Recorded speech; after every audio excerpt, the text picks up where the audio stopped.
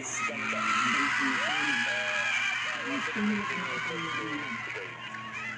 Ang Vice na walang kasing ganda. So has made so many millions of our Filipino brothers and sisters happy on a regular basis. But just watching your program.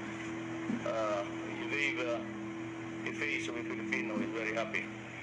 And I wish that you will succeed for more so many years, and that I pray to God that you live for 1,000 years. Guys, maraming salamat sa tulong mo sa tao pati sa akin, and ang sinasabi ko, sana tatagal ka. Mabuhay. Vice Ganda, walang kasing ganda sa bayan. Nothing beats a jet ski holiday right now. From Manila to West Philippine Sea via jet ski. Get unlimited water bomb from Chinese vessels. Nang dahil sa jet ski joke ni Vice Ganda tungkol sa DDS at kay Tatay Digong na nasa The Hague, madaming nag-unfollow ngayon kay Vice na mga followers niya. Napansin ng mga netizens hindi na umabot ng 20 million followers ni Vice.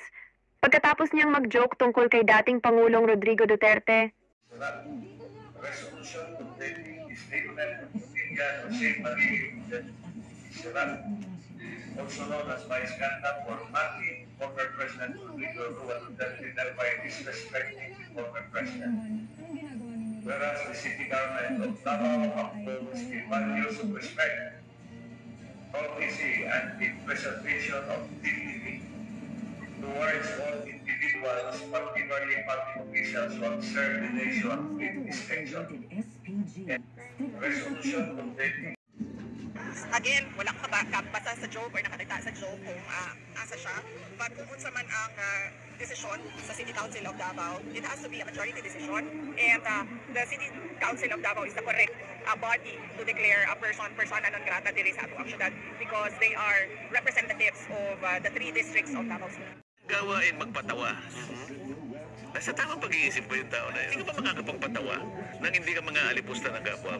Sino bang tao ang masasabi mo na walang kapintasan? Lahat naman ng tao, tama naman. Pero huwag mong gagawing katatawanan. Gagawing katatawanan yun eh. Lalong-lalo na ikaw ang pinakamaraming kapintasan. May problema sa sarili niya eh.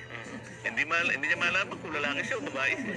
Muling binanatan ni Senador Marcoleta si Vice Ganda. Tanong niya kung wala bang magpayo rito laban sa pagpapatawang gamit ang pang-aalipusta sa kapwa. Kamag-anak ka na magpapayo sa kanya.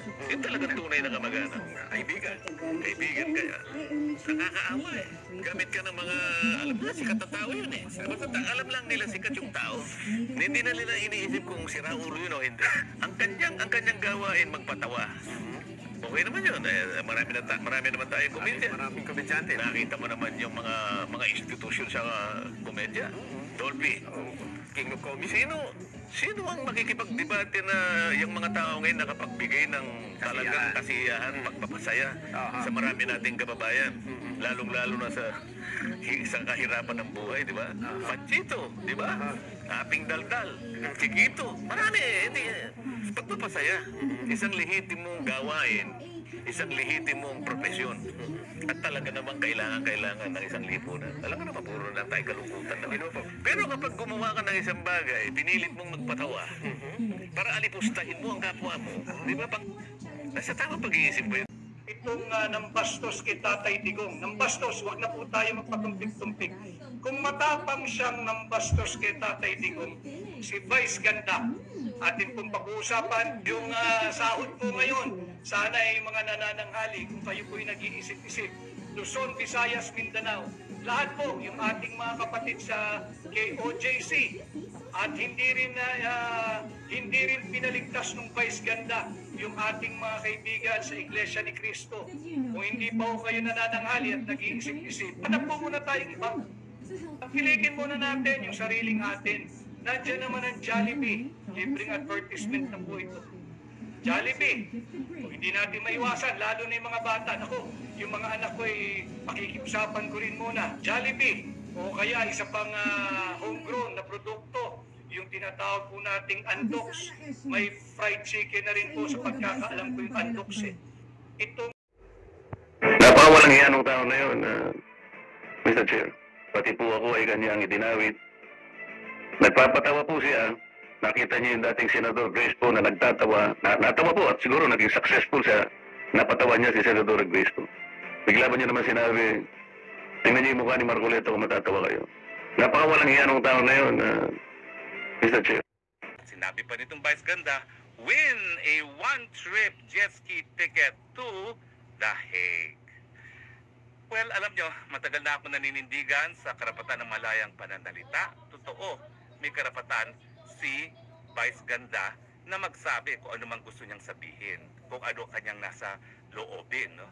Ang akin lang, siguro Vice, bago ka magsalita ng ganyan, aminin mo muna na ang nagpapasweldo sa iyo ay ang mga tambaluslos. Yung kumpanya kung saan may ere yung programa, pag-aari na ngayon ni tambaluslos.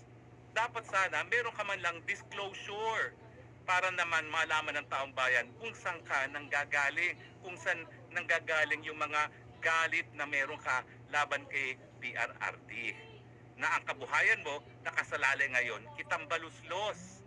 Pag kanya kasi merong disclosure, maintindihan namin kung saan nanggagaling yung ganyang, ewan ko ba, yung galit na hindi namin maintindihan na ano bang ginawa sa iyo ni Tatay Digong. Naalala namin nung in-interview mo si Tatay Digong nung presidency siya, hangang-hanga ka. Alam ko sa akin, hit na hit mo ko, pero alam ko na naman yun, na wala naman akong pakialam sa'yo. No? Pero nung ikaw ay nag-interview kay Tatay Digong, hangang-hanga ka sa kanya, tapos ngayon kung ano-anong sinasabi mo. Alam mo kasi tayo mga Pilipino, kapag isang tao ay nakadapa na, hindi na sinisipa, Vice Ganda. Ang ginawa mo, nasa sahig na si Tatay Digong, nandun na, nakakulong na, 80 anyos, mamamatay na ata sa kulungan, sinisipa-sipa mo pa. Linaw sa amin na hindi namin nagustuhan ang mga biro at pahayag mo laban sa amin. At dahil may kalayaan kaming pumili, pinipili namin hindi suportahan ang mga proyekto, palabas at pelikula.